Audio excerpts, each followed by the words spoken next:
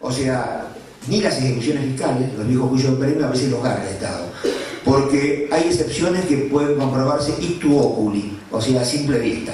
O sea, genera litigiosidad y pierde los pleitos. O sea, tendría que ser más considerada por la justicia. Yo, desde el punto de vista general, la ciencia económica, yo no estoy con las escuelas anglosajonas, pero está el tema del public choice, las decisiones públicas, las elecciones colectivas, de Buchanan. Por otro lado, también la teoría de la imposibilidad de Arrow, las elecciones colectivas y la regla de la mayoría.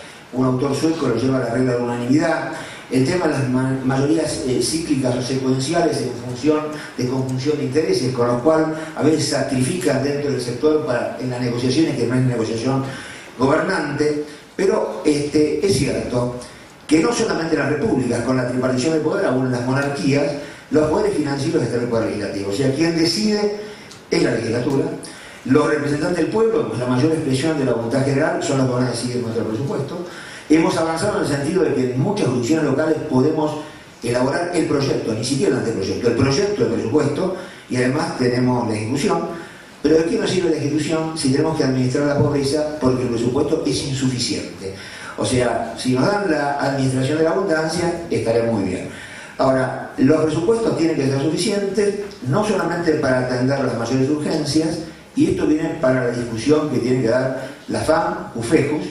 Son temas de si el sistema de los consejos de la magistratura que inauguramos en el orden nacional en el 94 sirven o duplican direcciones generales de administración, si los ministerios públicos piden descentralización y también tienen direcciones generales de administración, si tenemos que revisar el tema del enganche, porque en última instancia nos estamos hablando de la dignidad del magistrado judicial, y el último ascensorista de un tribunal gana 4 veces lo que gasta en un ministerio de Hacienda. También tenemos que dar el debate para adentro.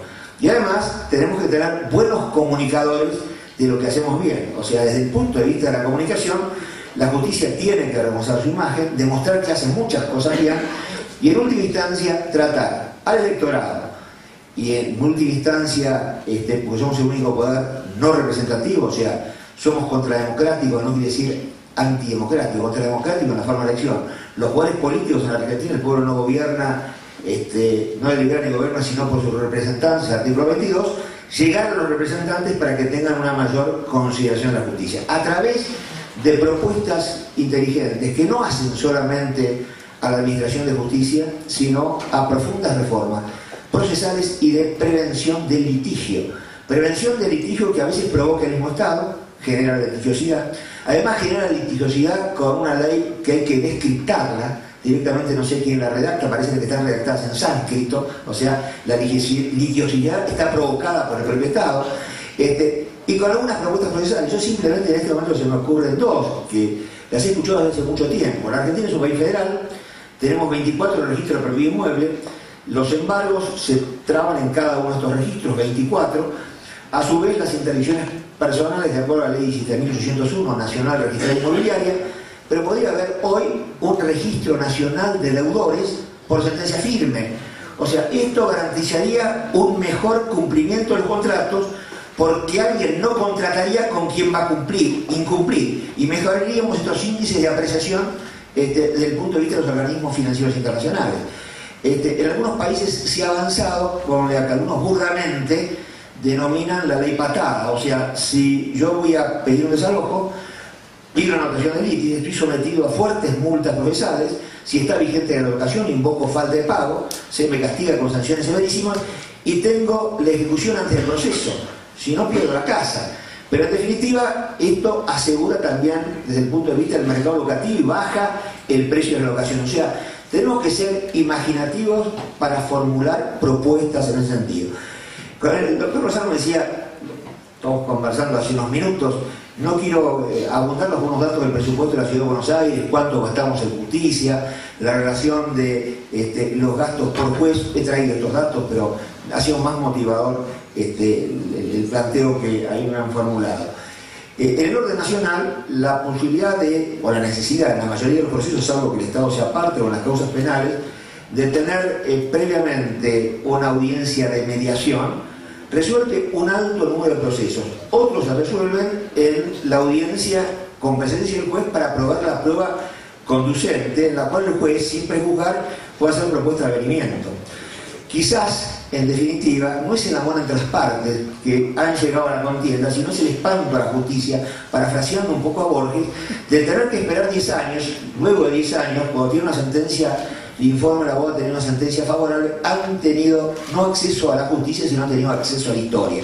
O sea, está en la imaginación de nosotros ver cómo resolvemos estos problemas sin duplicación de los organismos administrativos, fijando una justicia de vecindad que pueda resolver también los problemas de la gente, porque el justiciable, ¿no es cierto?, no tiene que ser un ajusticiado, el justiciable tiene que ser un cliente de la justicia y además tiene que ser un demandante de más justicia. Y el día en el tribunal lo tiene incluso el vecino de menores recursos que le han perdido un traje en la tintorería. Nada más y muchas gracias. Muchas gracias.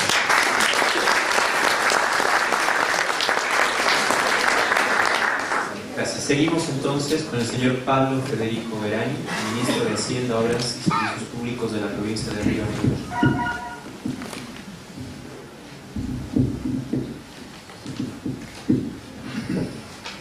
Bien. Buenos días. Bueno, y en primer lugar, muchas gracias por la invitación. Realmente les confieso que me siento un espía acá. Y ahora me han descubierto. Así que, bueno, pero de todas formas vamos a intentar algunas reflexiones. Me parece sumamente interesante cómo ha comenzado este encuentro, este foro. Básicamente yo rescato la autocrítica, ¿no? Y eso me parece sano como para comenzar al menos a instalar ideas y a, en definitiva, proponer algún debate, ¿no? En primer lugar, es cierto todo lo que comentaba Nelson recién. Cuando se negocian los presupuestos, no solo del Poder Judicial, sino de la administración pública en general, las limitaciones son comunes a todas, digamos, al menos las jurisdicciones que tratan servicios indelegables a cargo de los gobiernos.